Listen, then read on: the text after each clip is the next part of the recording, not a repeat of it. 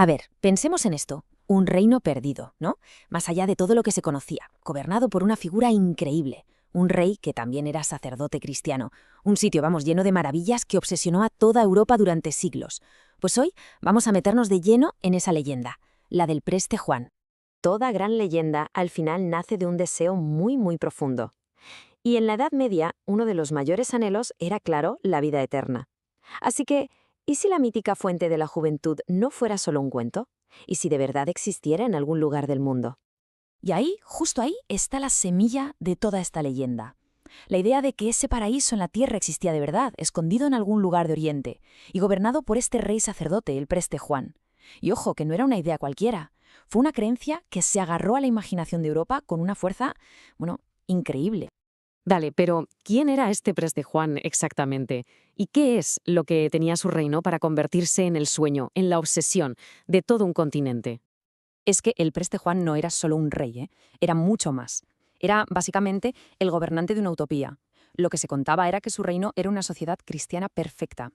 Imagínense, sin pobreza, sin codicia, sin vicios. Para una Europa que estaba hasta arriba de guerras e incertidumbre, esta idea era un faro de esperanza potentísimo. Y lo más fascinante de todo es que esta leyenda funcionó como un imán para otros mitos potentísimos. De repente se decía que el Preste Juan descendía de uno de los Reyes Magos, que en su reino estaba la fuente de la juventud, y que por si fuera poco custodiaba la tumba del apóstol Santo Tomás. O sea, era la suma de todas las maravillas que uno se pudiera imaginar. Claro, aquí surge la pregunta clave. En un mundo lleno de guerras, de política, de conflictos brutales, ¿por qué iba la gente a creerse la historia de un rey de cuento? Pues para entenderlo, tenemos que viajar al corazón de la Europa medieval, a un momento de crisis y, sobre todo, de muchísima necesidad. Y es que la leyenda del Presti Juan no nació de la nada, ni mucho menos. Nació de una necesidad estratégica desesperada. Pensemos en el contexto. Estamos en el siglo XII, en plena era de las cruzadas. O sea, una época de conflicto religioso a una escala, monumental. Hay que ponerse en la piel de los ejércitos cruzados. Estaban a miles de kilómetros de casa, en territorio completamente hostil, luchando para mantener lo que habían conquistado. La realidad es que estaban aislados, a menudo superados en número, y sí, necesitaban ayuda desesperadamente. A ver, la primera cruzada había sido un éxito que casi nadie esperaba, ¿no? Acabó con la captura de Jerusalén en el 1099. Pero esos nuevos estados cristianos eran como islas, muy frágiles, rodeadas por un mar de adversarios. Su supervivencia literalmente pendía de un hilo. Encontrar un aliado poderoso no era un capricho, era una cuestión de vida o muerte. Y es justo aquí donde la figura del Preste Juan encaja a la perfección. Se convierte en la solución ideal. La idea de tener un ejército cristiano gigantesco en la retaguardia del enemigo, preparado para atacar, eso no era solo una fantasía para dormir mejor, no. Era la esperanza estratégica que podía cambiarlo todo, que podía dar la vuelta a la guerra. Claro, una esperanza tan grande necesita algo a lo que agarrarse, una prueba, por pequeña que sea. Así que, ¿cuál fue la primera pista, digamos, tangible de que el Preste Juan podía existir? Pues la respuesta está en la crónica de un obispo. La primera vez que aparece por escrito es en el año 1145, concretamente en la crónica de un obispo historiador alemán llamado Otón de Frisinga. Fue él quien puso negro sobre blanco el rumor que ya corría de boca en boca. En sus escritos, Otón habla de un informe que le llegó sobre un tal rey sacerdote llamado Juan. Era un cristiano nestoriano, o sea, de una rama del cristianismo oriental, que gobernaba más allá de Persia. Y lo más importante, según ese informe, este rey acababa de conseguir una victoria aplastante contra los ejércitos musulmanes. Y así, justo así, es como un mito empieza a coger forma. Fíjense en el proceso. Un simple rumor que un cronista anota, ese escrito se copia, se empieza a difundir y en cada copia se va adornando un poquito más, hasta que la línea que separa el rumor de la realidad se vuelve, prácticamente invisible. Si lo de Otón fue la chispa, lo que pasó unos 20 años después fue la explosión.